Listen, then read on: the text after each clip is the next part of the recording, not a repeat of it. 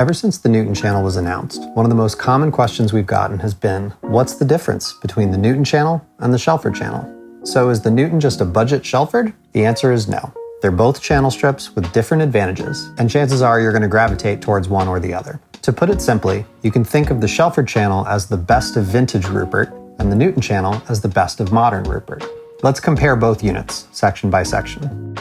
The Shelford channel is deliberately vintage in most respects, and the preamp is no exception. The first thing in the circuit is a specially designed mic input transformer, which also provides the first chunk of gain in the signal path. This is an old school way of doing things. It doesn't necessarily measure the best from a test bench perspective, and it does have a bit of sonic color to it, but it's a sound that a lot of people really like. The Newton's mic input is inherently cleaner, flatter, and more transparent, giving you a more accurate signal on the front end, which you can then process as desired. It's worth noting that this particular topology became Rupert's preferred input stage in his lifelong quest for sonic purity.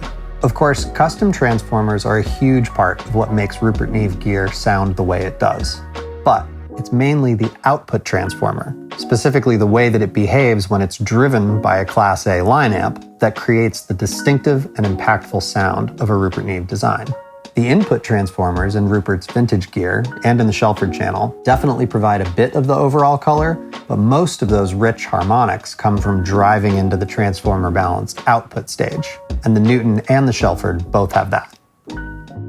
The Shelford channel includes a vintage-style 3-band inductor EQ, which has a very special sound unto itself. This is a modern take on some old-school designs. The low band was inspired by a 1064, and the mid-band by a 1073, coupled with a more modern, open high band. It's a broad-stroke, colorful EQ that creates low-frequency harmonics when you use it, adding a sheen and a richness to vocals, guitars, and any other source. The Shelford EQ also adds switchable peak or shelf operation for high and low bands, as well as a selectable high or low Q for the mid-range, making it possibly more appropriate for advanced users. By contrast, the Newton channel's EQ is a simpler, more intuitive design, with high and low shelves and a sweepable mid-range. It's generally faster to dial in, more surgical in the mid-range, and since it's capacitive, not inductor-based, it colors the overall sound less than the Shelford's inductors do. It was also designed to sound great at virtually any setting. That means that if somebody bumps a knob and accidentally tracks a vocal with a 12 dB boost at 8 kHz, it'll be bright, but it will still be usable. In keeping with tradition, the Shelford channel's diode bridge compressor is an intentionally old-school circuit inspired by the 2254 or 33609, with tons of color and tons of character. It's gooey, it's rich, it's great at gluing things together, and it makes everything sound expensive. It also offers tons of control.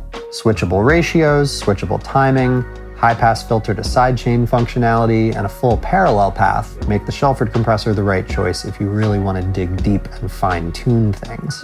By contrast, with literally half the knobs and switches, the Newton compressor is made for people who need to get a great controlled sound fast. It uses a modern VCA circuit, more similar to that in our master bus processor, so it's sonically more transparent than the Shelford compressor. It excels on certain sources like pop and hip-hop vocals and acoustic guitars, and it's very, very easy to use effectively. Bob Thomas at Sound on Sound said it well. You can think of it as being much like a one-knob compressor, but with the added benefit of a variable release. Remember earlier when we said the sound of a Rupert Neve design is largely about the output stage? The Shelford channel and the Newton channel both use the same output stage as one another, each with custom Rupert Neve transformers, variable red and blue silk for harmonic saturation, and both main and -6 dB outputs. These features let you drive into the output stage for vintage color and enhanced harmonic density, or to back off the drive for greater precision and lower distortion. Both also feature output and gain reduction metering, the Shelford with a VU meter and the Newton with 2 LED meters. So at the end of the day, which one is right for you? If you need a versatile, easy-to-use channel strip with a classy but slightly more modern sound, the Newton is a great choice. If you want to dig deeper into more flexible settings and you're specifically looking for a more vintage vibe, the Shelford is probably the way to go. But we do encourage you to try both and see which one fits you best. And remember, a channel strip is a lot more than just a mic preamp. You can always use pairs of Newtons or pairs of Shelfords for stereo bus processing work. They both happily accept line inputs, Their compressors are linkable for stereo operation, and they're just as great on a mix bus as they are on the front end. If you want to learn more, you can go to rupertneve.com or just give us a call. Thanks for watching.